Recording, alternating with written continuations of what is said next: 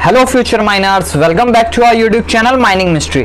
आई hope कि आप लोगों का तैयारी बहुत ही अच्छे तरीके से हो रहा होगा। उसी तैयारी को बूस्टअप करने के लिए आज मैं आप लोगों के सामने लेके आया हूं 20 MCQ का एक वीडियो, जिसको बनाने के बाद, जिसको प्रैक्टिस करने के बाद आप लोगों का तैयारी और अच्छे तरीके से होगा। ठीक है, तो चलिए एक एक करके हम सारे क्वेश्चन को अच्छे से डील करते हुए आगे बढ़ते हैं। उससे पहले यदि आप मेरे चैनल पे फर्स्ट टाइम आए हैं, फर्स्ट टाइम विजिट कर रहे हैं, तो कृपया करके इस चैनल को सब्सक्राइब करें, अपने दोस्तों के साथ भी शेयर करें। इस चैनल पे आपको माइनिंग सरदार और ओवरमैन से रिलेटेड डेली 20-20, 25-25 MCQ प्रैक्टिस कराई जाएगी। चलिए बढ़ते हैं आज के अपने फर्स्ट क्वेश्चन की तरफ। आज का हमारा पहला क्वेश्चन है, what factors affect height and shape of gas cap in flame safety lamp. Flame safety lamp का जो गैस कैप है, यानी कि जो उसका ऐसे बत्ती जो रहता है, जो जलता है, जो फ्लेम होता है, वो किस किस फैक्टर पे उसका हाइट और शेप जो है वो वेरी करेगा। Option number A, size of wick, उसका जो तिल्ली होती है उसके साइज के हिसाब से। टाइप ऑफ फ्यूल यूज्ड, कौन सा आप फ्यूल यूज कर रहे हैं, या फिर कंसंट्रेशन ऑफ गैस, उस प्रॉपर जगह पे गैस का कंसंट्रेशन कितना है, इस पे भी डिपेंड करेगा। या फिर ऑप्शन नंबर डी, ऑल।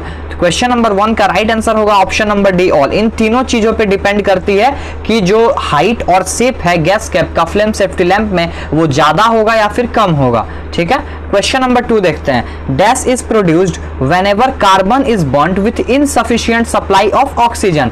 जब भी कार्बन को हम इनसफिशिएंट सप्लाई ऑफ ऑक्सीजन में जलाएंगे, इनसफिशिएंट ऑक्सीजन के प्रेजेंस में जलाएंगे, तो उससे क्या प्रोड्यूस होगा। Option number A, carbon dioxide. Option number B, carbon monoxide. Option number C, oxygen. Option number D, all. तीनों प्रोड्यूस होगा। तो देखिए, इसको मैं आप पहले ही डील कर चुका हूं इस क्वेश्चन को, कि जब भी कार्बन, इस कार्बन को हटा के आप सीधा यहाँ पे कोल ले लीजिए। ठीक है, जब भी कोल को आप सफिशिएंट सप्लाई ऑफ ऑक्सीजन में जलाएंगे तो CO2 निकलेगा, और जब भी वो ऑक्सीजन इनसफिशिएंट होगा तो क्या निकलेगा, CO निकलेगा। ठीक है, तो 2 का राइट आंसर होगा option number B, CO, carbon monoxide. Question number 3 है, 50 ppm equal to how much percentage.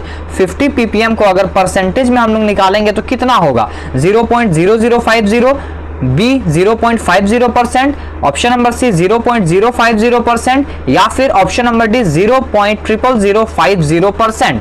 Question number 3 का राइट आंसर होगा ऑप्शन नंबर ए, 0.0050%। अगर आपको नहीं आता है तो सिंपल सा इसका एक लॉजिक नहीं, इसका तरीका ही है निकालने का, कि पीपीएम को क्या कर देना है, 10,000 से आपको डिवाइड कर देना है। ठीक है, 10,000 से डिवाइड कीजिएगा तो पीपीएम जो है वो परसेंटेज में आ जाएगा। ऐसा हम लोग करते इसलिए क्योंकि किसी जगह पे मान के चलिए लिखा हुआ है 0.0050%, तो ये देखने में, बोलने में थोड़ा डिफिकल्ट होता है, 0.0050%। तो इसको एक राउंड फिगर में लाने के लिए हम लोग क्या करते हैं, 10,000 से डिवाइड कर देते हैं, और ये किस में आ जाता है, पीपीएम में आ जाता है। जस्ट इसी से रिलेटेड हमारा क्वेश्चन नंबर 4 है कि पीपीएम स्टैंड्स फॉर, पीपीएम का फुल फॉर्म क्या होता है। अभी हमने देखा कि पीपीएम को परसेंट में चेंज कैसे करेंगे, अब हम देखते हैं कि पीपीएम होता क्या है, इसका फुल फॉर्म क्या होता है। Option number A, parts per metric. Option number B, parts per million. Option number C, parts per million. Option number D, parts per amount. Question number 4 का राइट आंसर होगा option number C, parts per million. ठीक है, इसका मैंने function आपको बता दिया कि हम लोग चेंज क्यों करते हैं। बढ़ते हैं क्वेश्चन नंबर 5 की तरफ। क्वेश्चन नंबर 5 है, dash is highly inflammable gas, it doesn't Burns with flame like CH4 but Burns quickly.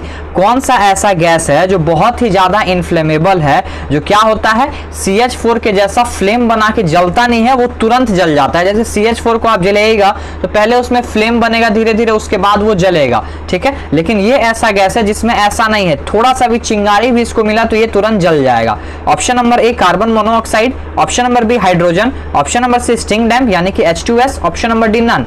Question number 5 का राइट आंसर होगा ऑप्शन नंबर बी, हाइड्रोजन। इसका रेफरेंस आप एलसी काकू के गैस टेस्टिंग बुक से ले सकते हैं। क्वेश्चन नंबर 6 की तरफ बढ़ते हैं अब हम लोग।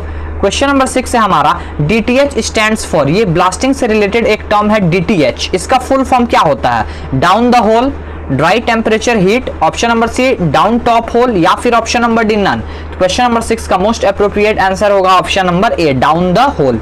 ठीक है, option number A. Question number 7 है, cartridge equipped with a detonator squad.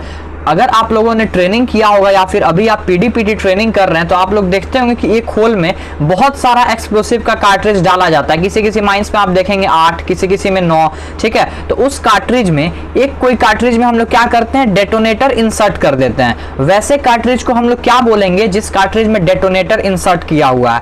Option number A, charge cartridge. Option number B, primer cartridge. Option number C, power cartridge. Option number D, none. Question number 7 का right answer होगा option number B, primer cartridge, उसको हम लोग क्या बोलते हैं, primer cartridge. Question number 8 है the time between charging and firing of the shot of a hole is known as, hole को चार्ज करने का टाइम, चार्ज करना और फायरिंग करने के बीच का जो टाइम होता है उस टाइम को हम लोग क्या बोलते हैं। Option number A charging time, option number B firing time, option number C relax time, option number D sleep time. Question number 8 का राइट आंसर होगा option number D sleep time. इसका मैं आपको एक एग्जांपल से इसको और अच्छे से क्लियर कर देता हूं। एक अगर होल है, उसको मान के चलिए आपने आज चार्ज किया, लेकिन किसी कारणवश आज आप ब्लास्ट नहीं कर पाए, दोपहर में ब्लास्ट नहीं कर पाए, तो रात में तो ब्लास्टिंग कीजिएगा नहीं, वो होल जो है वो अगले दिन क्या होता है, ब्लास्टिंग किया जाता है। तो स्लीप टाइम कितना हो जाएगा, 1 डे का, ठीक है, क्योंकि आपने चार्ज किया आज और वो ब्लास्ट हो रहा है कल। तो और वैसे होल को हम लोग क्या बोलते हैं, स्लीप होल। क्वेश्चन नंबर 9 देखते हैं, यूनिट ऑफ इल्यूमिनेशन, इल्यूमिनेशन का यूनिट क्या होता है। Option number A lumen, option number B lux, option number C candela, option number D none. Question number 9 का राइट आंसर होगा ऑप्शन नंबर बी लक्स, ठीक है, लक्स होता है इल्यूमिनेशन का यूनिट। यही अगर हम लोग बात करें लाइट की यूनिट की, तो लाइट का यूनिट क्या होता है, लाइट का यूनिट होता है ल्यूमेन, इसमें आप कंफ्यूज मत होइएगा। क्वेश्चन नंबर 10 अब हम लोग रिलेशन देखते हैं लक्स का, 1 लक्स इक्वल टू क्या होता है इन केस ल्यूमेन के केस में। चलिए हम लोग देखते हैं, इस ऑप्शन को आप हटा दीजिए, कैंडेला को हटा दीजिए, 1 कैंडेला पर metre square, 1 lux equal to कितना ल्यूमेन होता है। ऑप्शन नंबर बी 1 ल्यूमेन पर मीटर स्क्वायर या फिर 1 ल्यूमेन पर मीटर क्यूब। क्वेश्चन नंबर 10 का राइट आंसर होगा ऑप्शन नंबर बी 1 ल्यूमेन पर मीटर स्क्वायर होता है 1 लक्स बराबर। ये लक्स और ल्यूमेन के बीच का रिलेशन है, ठीक है। जिन भी बच्चों का सीएमआर अभी अच्छे तरीके से कंप्लीट नहीं है, कोलमैन रेगुलेशन के क्वेश्चन में उनको डाउट आ रही है, कहीं कहीं कंफ्यूजन हो रहा है, तो आप माइनिंग मिस्ट्री की तरफ से जो पीडीएफ रिलीज किया गया था वो पीडीएफ आप परचेस कर सकते हैं। इस पीडीएफ में आपको सीएमआर 2017 का पूरा नोट्स एक एक लाइन से क्वेश्चन बनाया हुआ है। इसमें टोटल 800 प्लस क्वेश्चन का सेट मिलेगा आपको इस पीडीएफ में। कुछ इंपॉर्टेंट माइनिंग फुल फॉर्म्स मिलेंगे जिससे आपके डायरेक्ट माइनिंग सरदार एग्जामिनेशन में क्वेश्चन आ सकता है, और कुछ एक्स्ट्रा पॉइंट मैंने ऐड किया है जो सीएमआर कंसीडर नहीं किया है। अगर आपको ये परचेस करना है, आप इंटरेस्टेड हैं, तो स्क्रीन पे दिए गए नंबर 9122105819 पे व्हाट्सएप करके आप इस पीडीएफ को परचेस करके अपने प्रिपरेशन को बूस्टअप कर सकते हैं। क्वेश्चन नंबर 11 की तरफ बढ़ते हैं। क्वेश्चन नंबर 11 है हमारा, when a machine required to work on a gradient dash effective contrivance to prevent backward runaway shall be provided. एक मशीन है, वो कितना ग्रेडियंट पे अगर वर्क कर रहा है तो उस मशीन में हम लोग कुछ ऐसा लगा के रखेंगे जिससे वो मशीन अनकंट्रोल्ड वे में पीछे की तरफ रन ना हो, ठीक है, जिससे एक्सीडेंट हमारा प्रिवेंट हो सके। क्वेश्चन नंबर ऑप्शन नंबर ए है 1 in 4, ऑप्शन नंबर बी है एक्सीडिंग 1 in 6, जब 1 in 6 से ग्रेडियंट ज्यादा हो जाएगा तब। ऑप्शन नंबर सी है exceeding 1 in 5, option number D है नन। क्वेश्चन नंबर 11 का राइट आंसर होगा as per regulation exceeding 1 in 5। जब भी 1 in 5 से ज्यादा ग्रेडियंट यानी कि 1 in 4, 1 in 3, 1 in 2, 1 in 1 हो जाता है तो हम लोग क्या करते हैं, मशीन में बैकवर्ड रनवे को रोकने के लिए एक इफेक्टिव कंट्रावेंस लगा के रखते हैं।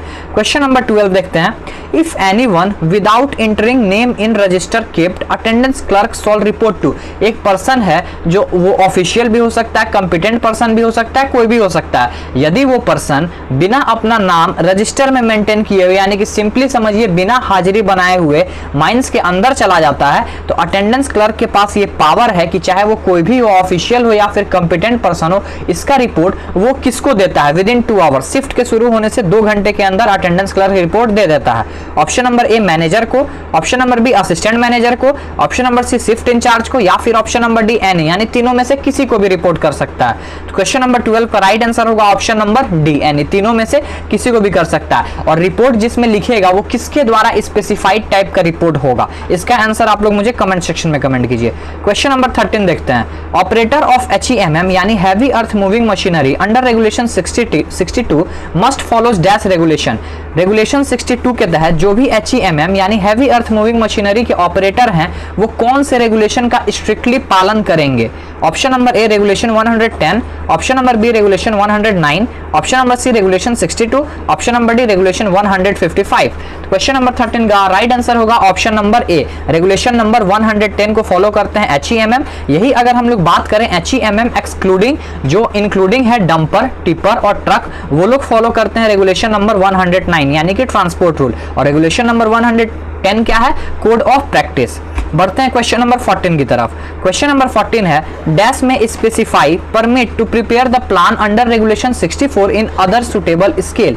जो भी स्केल रेगुलेशन 64 में दिया हुआ है 1:2 2000 और 1:1000 का ये क्या है, रिप्रेजेंटेटिव फैक्टर है। ठीक है, जो भी स्केल यानी 25 सेंटीमीटर का एक स्केल हम लोग बनाते हैं जिससे हम लोग श्रिंकेज फैक्टर देखते हैं कोई भी प्लान का, उस प्लान का जो सेंटीमीटर हम लोगों ने डिसाइड किया है 25 सेंटीमीटर जो उसमें लिखा हुआ है, उसको चेंज कौन कर सकता है, कौन परमिट कर सकता है उसको वेरिएंस करने का। ऑप्शन नंबर ए है CIM, ऑप्शन नंबर बी है RIM, ऑप्शन नंबर सी है सर्वेयर, ऑप्शन नंबर डी है मैनेजर। क्वेश्चन नंबर 14 का राइट आंसर होगा ऑप्शन नंबर ए CIM। ठीक है, CIM इसको क्या कर सकते हैं, चेंज कर सकते हैं अपने ऑर्डर को देके। क्वेश्चन नंबर 15 देखते हैं, नोटिस अंडर रेगुलेशन 114 यानी कि savings shall a company with, इसका जो नोटिस है, जो रेगुलेशन नंबर 114 में हम लोग नोटिस भेजते हैं RIM को जिसका टाइटल है सेविंग, जो मैनेजर के कहने पे नोटिस जाता है, उसमें कौन सा प्लान को साथ में उसके कंपनी करके भेजना है। Option number A surface plan, option number B underground plan, option number C offset plan, option number D no plan, यानी कोई प्लान नहीं भेजना है, ऐसा कोई प्रोविजन नहीं है। क्वेश्चन नंबर 15 का राइट आंसर होगा option number C offset plan. ठीक है, क्वेश्चन नंबर 16 की तरफ बढ़ते हैं। क्वेश्चन नंबर 16 है हमारा, if medical practitioner fails to give notice to CIM as per section 25 he should be find which में एक्सटेंड टू। एक मेडिकल प्रैक्टिशनर है जो किसी माइंस में वर्कर का हेल्थ चेक किया और उसको उसमें कुछ नोटिफाइड डिजीज मिल गया जो सेंट्रल गवर्नमेंट द्वारा गैजेट में प्रस्तुत किया गया है, तो वो इसका जानकारी CIM को अगर नहीं देता है एज पर सेक्शन 25 तो उसको किस चीज का फाइन लगेगा। 100 रुपया तक का फाइन लग सकता है, 50 रुपया तक का फाइन लग सकता है, 500 रुपया तक का फाइन लग सकता है या फिर 10,000 तक का फाइन लग सकता है। क्वेश्चन नंबर 16 का राइट आंसर होगा, सुन के हंसी आएगा, आप लोग तो पढ़ ही लिए होंगे, ऑप्शन नंबर बी 50 रुपया तक का फाइन लग सकता है। ठीक है, क्वेश्चन नंबर अब हम लोग देखते हैं 17। क्वेश्चन नंबर 17 है, copy of reportable injuries register should be furnished to dash once in dash. Reportable injury जो भी रजिस्टर में मेंटेन्ड है वो एक बार कितने समय पे किसको भेजा जाता है। ऑप्शन नंबर ए CIM को 1 महीने के अंदर, ऑप्शन नंबर बी RIM को 3 महीने के अंदर, ऑप्शन नंबर सी CIM को 3 महीने के अंदर या फिर डॉक्टर को भेजा जाता है 12 महीने के अंदर। तो क्वेश्चन नंबर 17 का राइट आंसर होगा ऑप्शन नंबर सी CIM को भेजा जाता है और 3 महीने के अंदर एक बार रिपोर्टेबल इंजरी का जो रजिस्टर है वो भेजा जाता है। यही अगर हम लोग बात करें माइनर इंजरी की, तो माइनर इंजरी का जो होता है वो 12 मंथ में एक बार भेजा जाता है, 31 दिसंबर। ठीक है, क्वेश्चन नंबर 18 देखते हैं, section 22 implies in which type of mines और पार्ट। माइंस के किस पार्ट में या फिर किस टाइप के माइंस में सेक्शन 22 अप्लाई होता है, इंप्लीमेंट उसका होता है। Option number A underground mines में, option number B open cast project में, option number C coal mines में या फिर ऐसे माइंस में जहां पे किसी एक पर्टिकुलर टॉपिक का एक्सप्रेस प्रोविजन नहीं बना हुआ है। क्वेश्चन नंबर 18 का राइट आंसर होगा ऑप्शन नंबर डी, किसी भी एक पर्टिकुलर टॉपिक से अगर उस माइंस या फिर उस पार्ट के एक्सप्रेस प्रोविजन किसी भी तरह से माइंस एक्ट माइंस रूल में नहीं दिया हुआ है, वहां पे सेक्शन नंबर 22 इंप्लीमेंट होता है। क्वेश्चन नंबर 19 देखते हैं, overman is directly answerable to.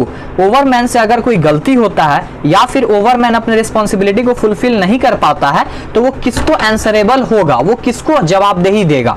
Option number A owner को, ऑप्शन नंबर बी एजेंट को, ऑप्शन नंबर सी मैनेजर को, option number D none. Question number 19 का राइट आंसर होगा ऑप्शन नंबर सी मैनेजर को। ठीक है, क्योंकि ओवरमैन को अपॉइंट कौन करता है, मैनेजर करता है। क्वेश्चन नंबर 20 आज का हमारा लास्ट क्वेश्चन है, any notice given under section 16 should reach the person concern at least dash month before.